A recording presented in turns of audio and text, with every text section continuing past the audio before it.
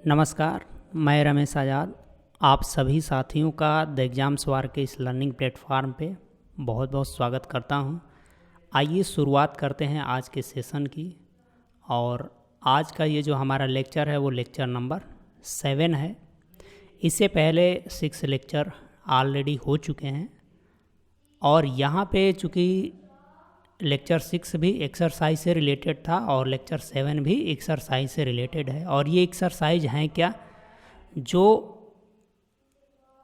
पिछले 5 लेक्चर्स में आपने जो कंसेप्ट पढ़े हैं, नंबर सिस्टम से रिलेटेड जो आपने कंसेप्ट पढ़े हैं, जो आपके एग्ज़ाम के लिए बहुत ज़रूरी है और एक बेसिक अंडरस्टैंडिंग के लिए भी बहुत ज़रूरी है, उनके बेस पे यहाँ पे किसी परीक्षा में आए हुए, किन्हीं न किन्हीं परीक्षा में आए हुए प्रश्नों को लेंगे और उन्हीं को हम लोग डिस्कस करने यहाँ पे जाएंगे। चूँकि यहाँ पे ये डिस्कशन आप कंटिन्यू करने से पहले ये पीडीएफ पहले आप खुद से सॉल्व करेंगे और फिर आप इस डिस्कशन को कंटिन्यू करें। और एक बात ध्यान दीजिए कि यहाँ पे मैं इस सीट के सभी प्रश्नों को सॉल्व नहीं करूँगा, इसके कुछ ही प्रश्नों को मैं आपके सामने सॉल्व करके या उसके आंसर तक पहुँचा के दिखाऊँगा, ताकि आपको एक आइडिया लगे कि किस तरह से हमें प्रश्न को हैंडल करना है। ठीक है, तो चलिए कंटिन्यू करते हैं आज के सेशन को और एंजॉय करते हैं, देखते हैं क्या है। थोड़ा सा जूम कर लेते हैं और फिर देखते हैं क्या है प्रश्न। छोटे छोटे प्रश्नों को इसमें बहुत छोटे छोटे ही प्रश्न हैं और बेसिक प्रश्न हैं। ठीक है, जैसे आप पहले प्रश्न को आप देखिए और देखिए ये क्या कह रहा है। ये कहा है कि संख्या, ये पूरी एक लंबी चौड़ी आपकी यहाँ पे संख्या दी गई है। में कहा है कि 5 के स्थानीय और अंकित मान के बीच का अंतर। तो ये तो शुरू के ही लेक्चर में मैंने बताया है कि स्थानीय मान क्या होते हैं और अंकित मान। अंकित मान का मतलब होता है जातीय मान, यानी कि फेस वैल्यू, यानी कि वो जैसा दिखता है। तो अंकित मान की जब आप बात करेंगे तो 5 का अंकित मान क्या हो जाता है, 5। और स्थानीय मान की जब आप बात करते हैं तो देखिए कि ये किस स्थान पे है। ठीक है, तो स्थानीय मान लिखने का तरीका मैंने आपको बताया है कि ऐसे आप 5 लिख लीजिए, इसके बाद जितने डिजिट हैं उतने 0 लगा लीजिए। 1 के जगह पे 0, 4 के जगह पे 0 और कहाँ इसके जगह पे 0। और ये सब आपके में बहुत ही आसान सा है, फिर भी कोई बात नहीं, आया है तो डिस्कस कर देते हैं।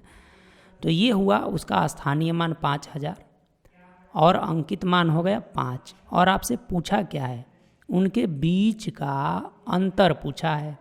मतलब बड़े वाले में से छोटे वाले को घटा दो, यानी कि इसमें से 5 को घटा दो तो क्या हो जाएगा, 4995। ठीक है, तो ये हो जाएगा आपका आंसर।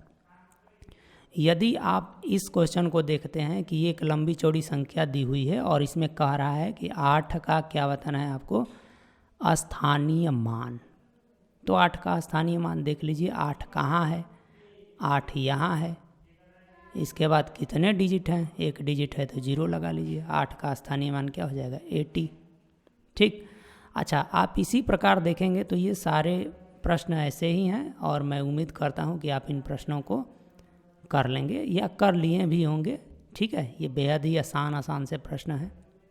ठीक है, जैसे अगर एक और प्रश्न मैं आपको करके दिखाऊं, जैसे इस प्रश्न को देखिए, इसमें क्या कहा है, में 2, 3 के कहा है कि ये संख्या है, इसमें 3 के 2 स्थानीय मान है। 3 के कितने स्थानीय मान हैं, 2 स्थानीय मान हैं। अब 2 क्यों है, क्योंकि 3 2 बार आया है। के बीच का अंतर बताना है। तो 1 3 आपका यहाँ है तो इसका स्थानीय मान हो जाएगा कितना है ये, ठीक है, 300। और 1 3 यहाँ है तो इसका स्थानीय मान अपना 3 हो जाएगा। 1 0 5 के लिए, 1 0 इसके लिए, 1 0 7 के लिए, 1 0 1 के लिए, 1 0 3 के लिए और 2 0 और हैं, ये घटा दीजिए। अच्छा, जब ऐसे प्रश्नों को आप करते हैं तो ये तो होगा नहीं, लास्ट में 1 कहाँ से आ जाएगा, लास्ट में 0 ही आएगा। और एक बात समझिए, 0 में से 0 घटाएंगे तो 0 0 2 0 तो आना ही है, और यहाँ 10 तो 7 आएगा। ठीक है, तो ये वाला होगा नहीं, तो लास्ट में ये 7 आ गया, हो गया। इतना ही जल्दी आपको बढ़ना है। ठीक है, तो इस सेशन के ऐसे प्रश्नों को छोड़ते हैं स्थानीय और जातीय मान वाले को, और देखते हैं कि और जो क्या प्रश्न है इस पूरे सीरीज में। ठीक है, आइए देखते हैं। जैसे यहाँ से ये आपके सामने है, और ये जो प्रश्न है ये परिमेय तथा अपरिमेय संख्याओं पे आधारित प्रश्न है। और देखिए ये सारे प्रश्न आए हुए हैं, आरआरबी, आरपीएफ, एसआई, है ना, ये रेलवे से संबंधित है, कोई बात नहीं है। देखिए डिफिनीशन बेस भी क्वेश्चन आते हैं और थोड़ा बहुत इधर उधर करके देते हैं। तो आइए इनको करते हैं हम लोग। देखिए सबसे पहले प्रश्न को बहुत ही आसान या इत्मीनान से पढ़ना है, कोई हड़बड़ाहट नहीं, क्योंकि अभी सीख रहे हैं। तो कहा है कि निम्नलिखित में से कौन सी संख्या, ध्यान रखिएगा, परिमेय संख्या है, यहाँ पे ध्यान रखना है, कहीं अपरिमेय ना पढ़ लीजिए। परिमेय संख्या है नहीं है, इसका मतलब परिमेय संख्या नहीं है, इसका मतलब क्या छांटना है, अपरिमेय छांटना है। और जैसे ही आप जाते हैं तो ये पाई दिख गया, आपका आंसर हो गया, क्योंकि पाई ही एक अपरिमेय संख्या है, ये बाकी तो तब क्या हो जाएंगी, परिमेय। ध्यान रखिएगा। और बहुत सारे लोग यहाँ इस नहीं को ध्यान में नहीं देंगे तो गलत करेंगे। ठीक है, या गलत नहीं भी करेंगे तो कुछ समय उनका क्या हो जाएगा, नष्ट हो जाएगा फालतू का। ठीक है, अब यहाँ आ जाइए, पढ़िए ज़रा। इसमें कहा है कि निम्नलिखित में से कौन सी संख्या अपरिमेय संख्या नहीं है। देखिए कैसे बदला, अपरिमेय संख्या नहीं है, अरे डायरेक्ट पूछ लेता कि परिमेय है। तो कहा है कि निम्नलिखित में से कौन सी संख्या अपरिमेय संख्या नहीं है, यानी कि ये जानना चाहता है परिमेय।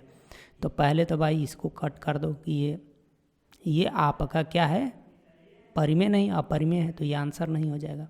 और देखिए आप इसको कट कर दीजिए और इसको कट कर दीजिए, और ये आपका आंसर हो जाएगा। अब आप सोचेंगे ये कैसे कर लिए सर। देखिए यहाँ पे अंडर रूट के अंदर ये 5428 है, इसको आपको बाहर निकालना है, और फिर इसको भी बाहर निकाला है 7652 को। बाहर निकालने का मतलब है कि आप समझते हैं इसका वर्गमूल निकालना है। तो मैं इसको देखते ही ये समझ गया कि अच्छा इसका वर्गमूल तो कोई पूर्ण संख्या नहीं हो सकती है। इसका जब भी आप वर्गमूल निकालोगे वो दशमलव में आना स्टार्ट हो जाएगा, यानी कि एक अपरिमेय संख्या आएगा। इसका भी जब भी आप वर्गमूल निकालेंगे क्या आएगा, वो दशमलव के बाद रुकेगा ही नहीं। ठीक है, तो मैं देख लिया ऐसे। आप सोच रहे होंगे कि बिना निकाले कैसे देख लिया, तो उसके लिए भी यहाँ पे समझिए बात को, थोड़ा और आगे पढ़ेंगे तो आप उन सारे कंसेप्ट से परिचित होंगे। ये मैंने इसको देखा है 8 को, और यहाँ देखा 2 को। अब देखो वर्गमूल निकालने का मतलब है कि अंदर कोई वर्ग वाली संख्या होनी चाहिए। पूर्ण वर्ग संख्या यदि अंदर है तो उसका वर्गमूल निकलेगा, और पूर्ण वर्ग संख्या यदि अंदर नहीं है, जैसे 9 क्या है, 9 का रूट निकालते हैं तो 3 आता है, और 9 एक पूर्ण वर्ग संख्या, यानी कि एक ऐसी संख्या जिसका वर्गमूल निकल पाए। और एक बात और ध्यान दीजिए, यहाँ लास्ट में क्या आया है, 8 आया है। तो देखिए जब आप 1 का स्क्वायर करेंगे तो 1 मिलता है, 2 का स्क्वायर करते हैं तो 4 मिलता है, 3 का स्क्वायर करते हैं तो 9 मिलता है, 4 का स्क्वायर करते हैं तो लास्ट में 6 मिलता है, 5 का स्क्वायर करते हैं तो लास्ट में 5 मिलता है, 6 का स्क्वायर करते हैं तो लास्ट में 6 मिलता है, 7 का स्क्वायर करते हैं तो लास्ट में 9 मिलता है, 8 का स्क्वायर करते हैं तो लास्ट में 4 मिलता है, 9 का स्क्वायर करते हैं तो लास्ट में 1 मिलता है, और 0 का स्क्वायर करेंगे तो लास्ट में 0 मिलेगा। अच्छा एक और बात ध्यान दीजिए, चाहे आप कितनी भी बड़ी संख्या लिख लीजिए, कितनी भी बड़ी संख्या लिख लीजिए, ये इकाई के स्थान पे या तो 0 आएगा, 1 आएगा, 2 आएगा, 3 आएगा, 4 आएगा, 5 आएगा, 6 आएगा, 7 आएगा, 8, 9, ये सब आएंगे। और जब भी आप इनका स्क्वायर करेंगे, किसी संख्या का स्क्वायर करेंगे, तो लास्ट में या तो 4 आएगा, या तो 1 आएगा, 4 आएगा, 9 आएगा, 6 आएगा, 3 आएगा, है ना। लेकिन कभी भी लास्ट में आपको ना तो 2 मिलेगा, ना तो आपको 8 मिलेगा, न तो आपको 7 मिलेगा और ना ही आपको 3 मिलेगा।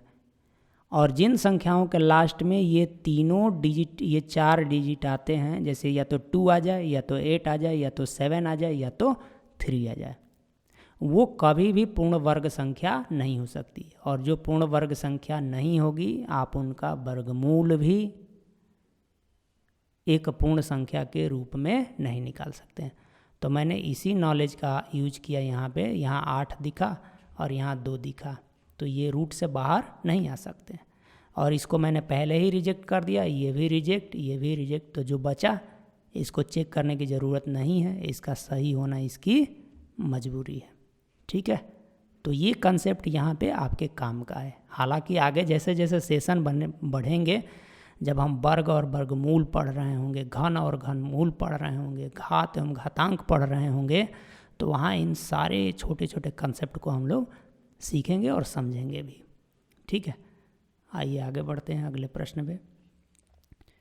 इस प्रश्न को जरा देखिए, और क्या कहा है कि 0.125 के पावर 12 को परिमेय संख्या के रूप में व्यक्त कीजिए। देखिए, अभी हमने इस तरह का कॉन्सेप्ट नहीं पढ़ा है, ये पढ़ेंगे।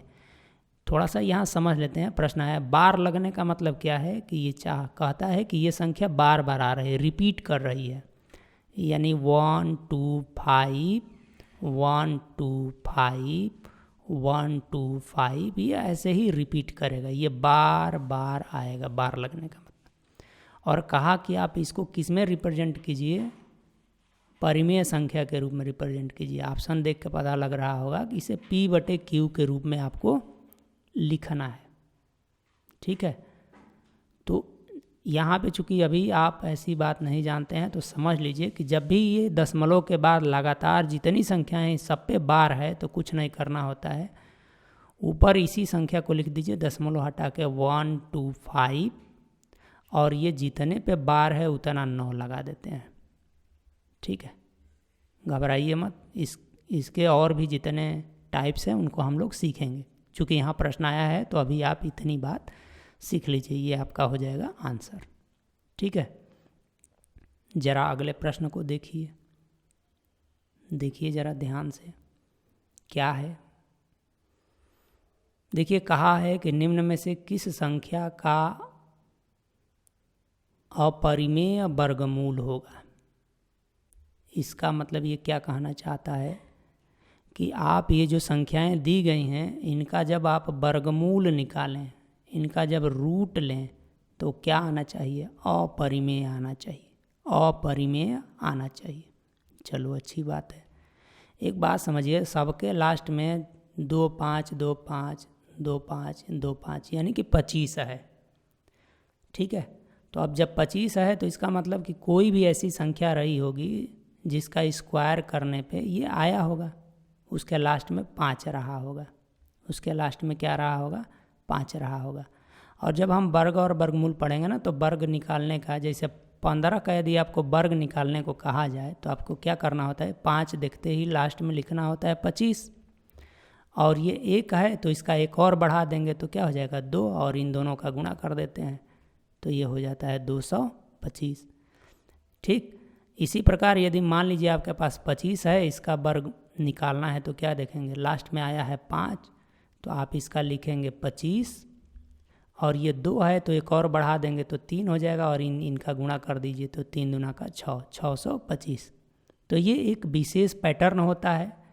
तो अब इसी के तहत देखेंगे कि यहाँ पे वो कौन सी संख्या है जो इस पैटर्न को फॉलो करती है, और कौन सी संख्या है जो इस पैटर्न को फॉलो नहीं करती। यानी कि जो इस पैटर्न को फॉलो करती होगी उसका तो वर्गमूल निकाल लेंगे तो वो परिमेय हो जाएगी, और जो इसका पालन नहीं करती होगी उसका आप वर्गमूल नहीं निकाल पाएंगे तो क्या हो जाएगी, अपरिमेय। तो ज़रा इसके पास आइए, आप इसके पास आइए। ठीक है, और यहाँ पे इसको निकालने की कोशिश कीजिए।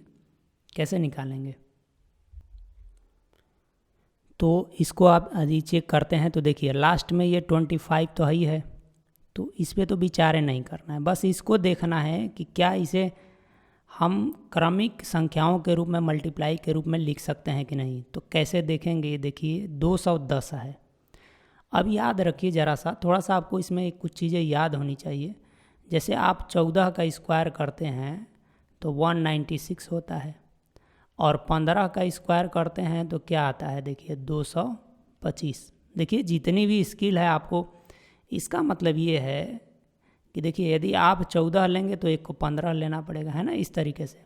मतलब कम से कम 14 गुणे 14 करेंगे तो 196 आएगा, आप 15 गुणे 15 करेंगे तो 225 आएगा। जबकि आपको लगातार संख्या लेनी है, यदि एक 3 लेनी है तो एक क्या लेनी है, 4 लेनी है। तो ये जो रिजल्ट है ये इनके मध्य है, इनके मध्य है, ठीक है। तो यहाँ पे हम एक हीट एंड ट्रायल कर सकते हैं। अब देखेंगे कि क्या 14 गुणे कहीं 15 का रूप तो ये नहीं है, 14 गुणे 15 का रूप तो नहीं है। तो देखिए 15 चौका 60, 0, और 15 कम 15 6 21। तो बिल्कुल इसको आपने देख लिया कि अच्छा ये तो इसी पैटर्न का हो गया। इसका मतलब कि इसका आप निकाल सकते हैं वर्गमूल। तो वर्गमूल जिसका निकल जाएगा वो परिमेय होगा, जबकि छांटना क्या है, अपरिमेय। तो ये वाला तो नहीं होगा, ठीक है, बात समझ रहे हैं। ये इसका हो जाएगा, है ना, 145 का हो जाएगा, 145, क्योंकि एक बढ़ा के। अब इसको ज़रा देखिए, ये 2 को तो हटा ही देना है, ये 132। अच्छा, जब आप संख्याओं से परिचित हो जाएंगे तो आपको पता लगेगा, अच्छा ये तो 11 गुणे क्या है, 12। यदि नहीं भी आप परिचित हैं तो आपको थोड़ा सा याद रहना चाहिए कि यदि आप 11 गुणे 11 करते हैं तो 121 आता है, और 12 गुणे 12 करते हैं तो 144 आता है, जो इनके मध्य में ही ये है। इसका मतलब कि यहाँ पे हम हीट एंड ट्रायल कर सकते हैं। 11 गुणे 12 करेंगे तो 132 आ जाएगा, यानी कि यहाँ पे ये इसी पैटर्न को फॉलो कर रहा है। इसका मतलब वर्गमूल निकाला जा सकता है इसका, और इसका वर्गमूल हो जाएगा 115, ठीक है। तो ये भी नहीं हो जाएगा क्योंकि अपरिमेय छांटना है। यहाँ पे ज़रा आइए, 156 आप देख रहे हैं, ये याद तो रहेगा नहीं। तो 156 को आप ऐसे समझिए कि जब आप क्या करते हैं, देखिए ज़रा, अभी आपने किया 12 का तो 144 आ गया, तो 144 से बड़ा है, और 13 का करते हैं तो 169 होता है। तो आप यहाँ पे एक ट्राई कर सकते हैं कि ये हो सकता है कि 12 और 13 के बीच में है, तो 12 गुणे 13 का हो सकता है। और देखिए 3 दूना का 6 होता ही है, तो आइडिया लग जाएगा। 12 3 36 का 6, और 12 1 में 12, और 12 3 15, 156।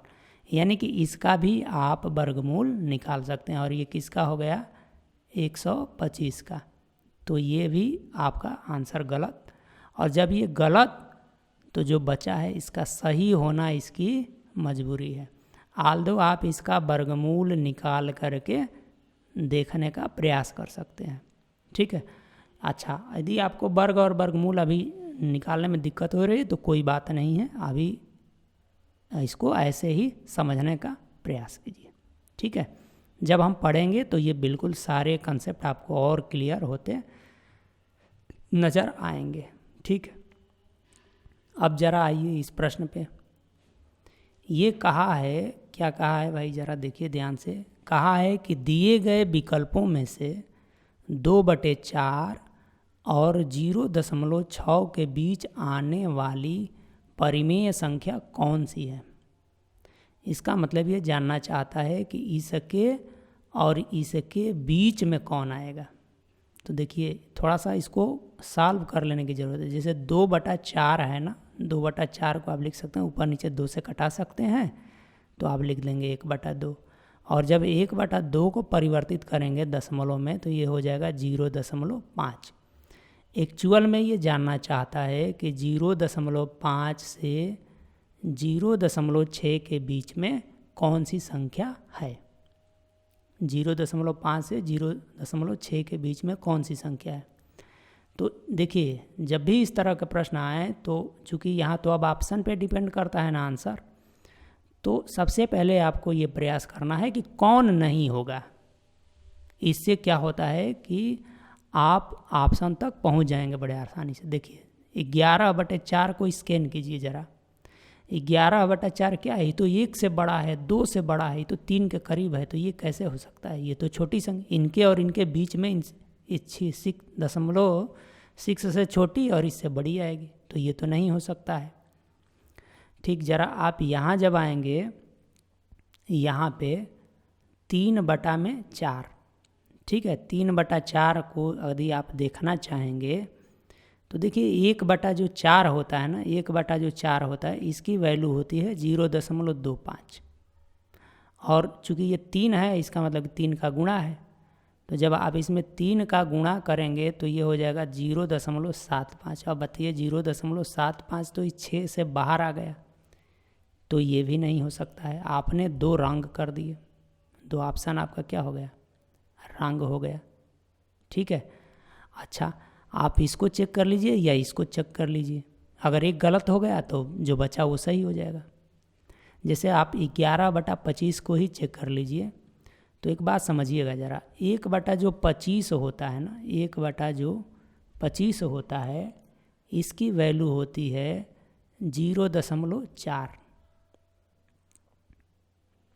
ठीक है, 1/25 का मान क्या होता है, 0.4 नहीं, 0.04। ठीक है, इसकी वैल्यू हो जाती है 0.04।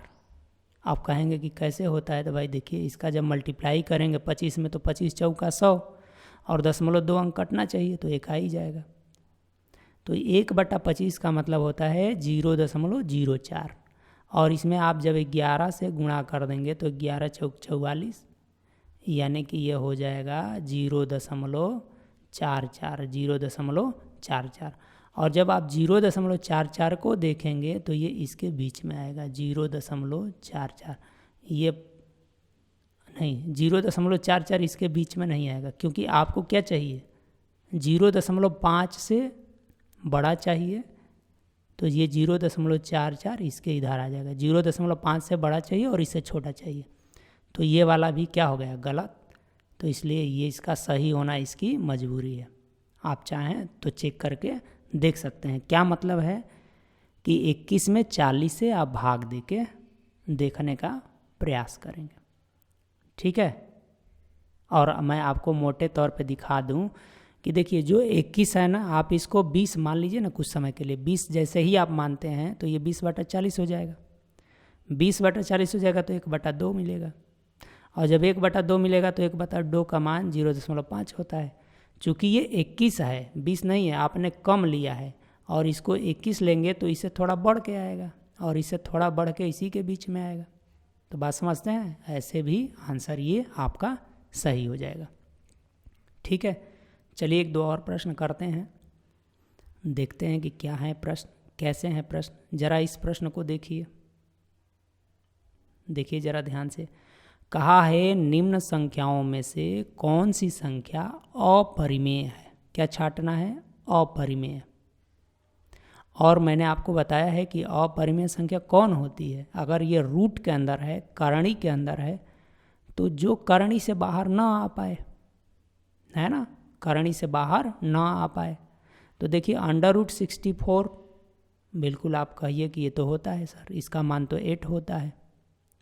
यहाँ पे देखिए 4√6, ये दिख नहीं रहा होगा आपको, लिखा है 4√64। इसका मतलब ये जानना चाहता है कि जब आप 64 को बाहर निकालना चाहते हैं तो 4 के जोड़े बना लीजिए, और 64 को आप लिख सकते हैं क्या, बोलिए। आप चाहें तो 4 गुणे क्या लिख सकते हैं, 4, ये लिख सकते हैं। अब इसका बाहर जोड़ा निकालना है तो एक और 4 होना पड़ेगा, यहाँ पे एक और 4 होना पड़ेगा, जो कि नहीं है। अब नहीं है तो ये तो बाहर आएगा नहीं, क्योंकि 2 जोड़े पे तो 4 जोड़े चाहिए, तो 4 जोड़ा नहीं बन पा रहा है ना, इसलिए ये बाहर नहीं आ पाएगा। तो यही हमारा राइट आंसर हो जाएगा, यही अपरिमेय संख्या होगी। क्या होगी, अपरिमेय संख्या। ठीक है, अब चूँकि यहीं चेक किया, यहीं मिल गया। नहीं, अगर आप यहाँ आते, देखिए यहाँ पे 3 है, 3 घात की करणी में 64 है, तो आपने देखा कि 64 को लिख सकते हैं 4 गुणे 4 है कि नहीं, और इसका क्यूब रूट निकालना है तो 3 का जोड़ा बना के बाहर निकालना होता है, तो एक 4 बाहर आ जाएगा, और बाहर आ गया तो परिमेय हो गया। अब यहाँ 6 है, यहाँ 6 है, ठीक है।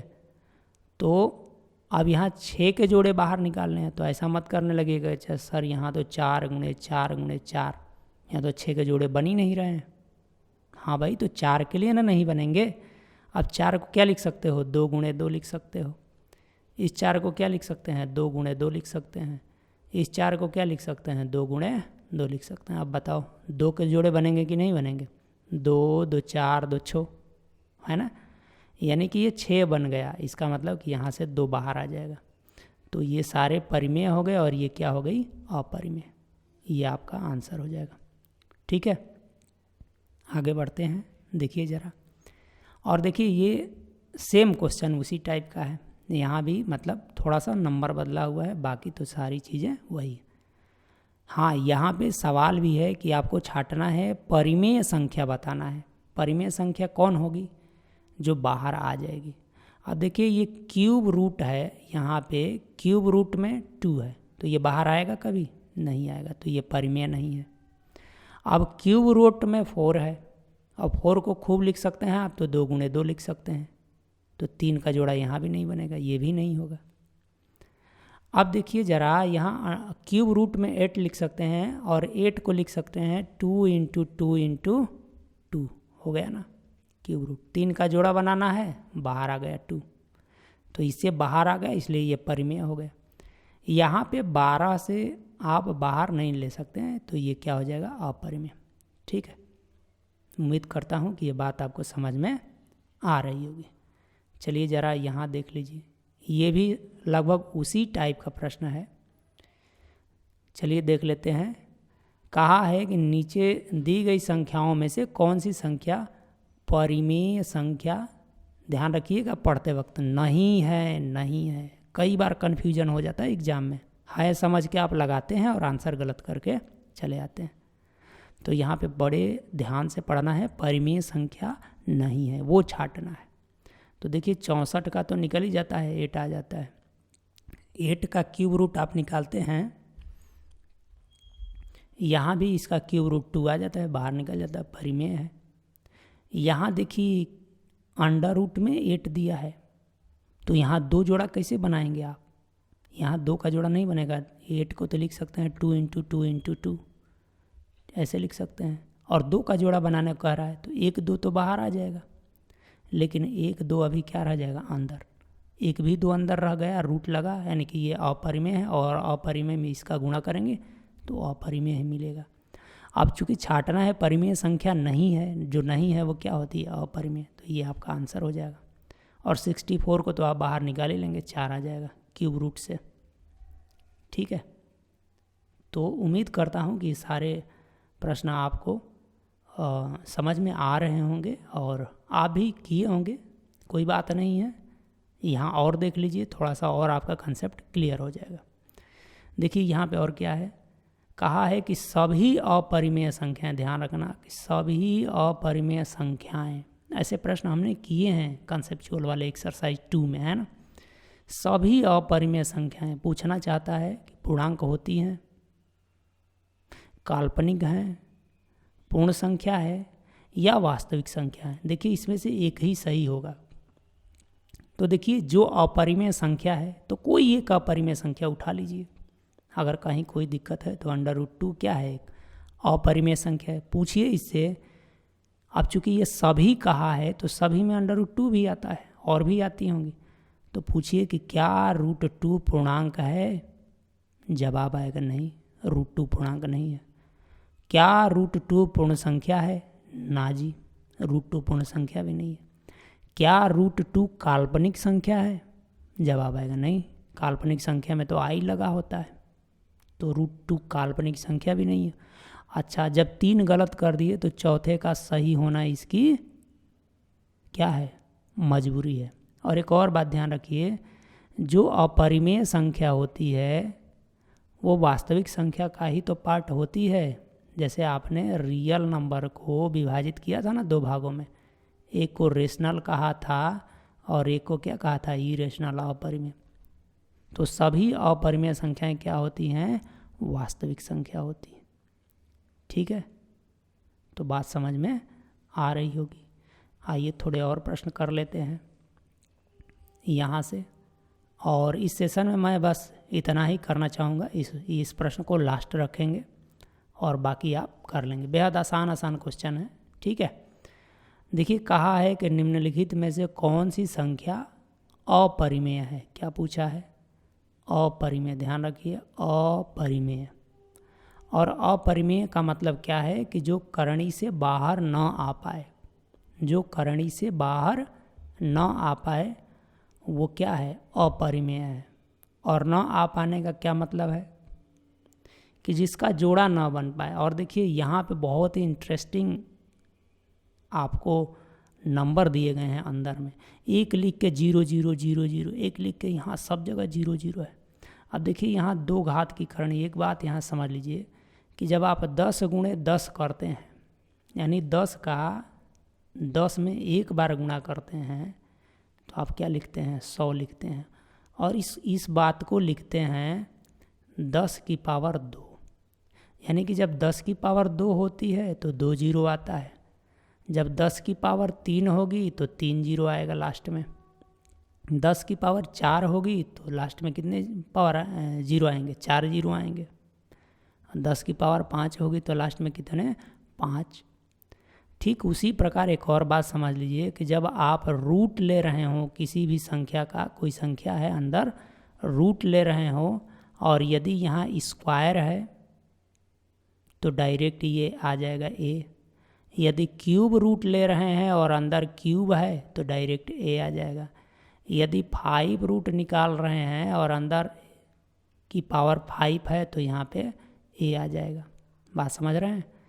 तो अब इसी कंसेप्ट को ध्यान में रखते हुए, ये नहीं कि यहाँ जाकर लगेंगे निकालने, तब तो समय ही लग जाएगा। आप चला पहले यहाँ काउंट कीजिए कि देखिए 2 2 4 2 6, 6 0 हैं। इसका मतलब कि इस पूरी बात को आप ऐसे समझिए कि 10 की पावर क्या है? 6। अब यहाँ पे देखना है कि क्या यह 10 की पावर 6 जो 6 है वो 2 से कटता है? हाँ जी बिल्कुल, 6 को 2 कटा देगा। कटा देगा मतलब बाहर आ जाएगा। 6 को 2 कटा देगा मतलब बाहर आ जाएगा। बाहर क्या आ जाएगा? 10 की पावर 3। और 10 की पावर 3 का मतलब एक के आगे 3 0, ये इससे बाहर आ जाएगा। और हमें अपरिमेय छांटना है तो ये नहीं होगा। यहाँ देखिए कितने हैं?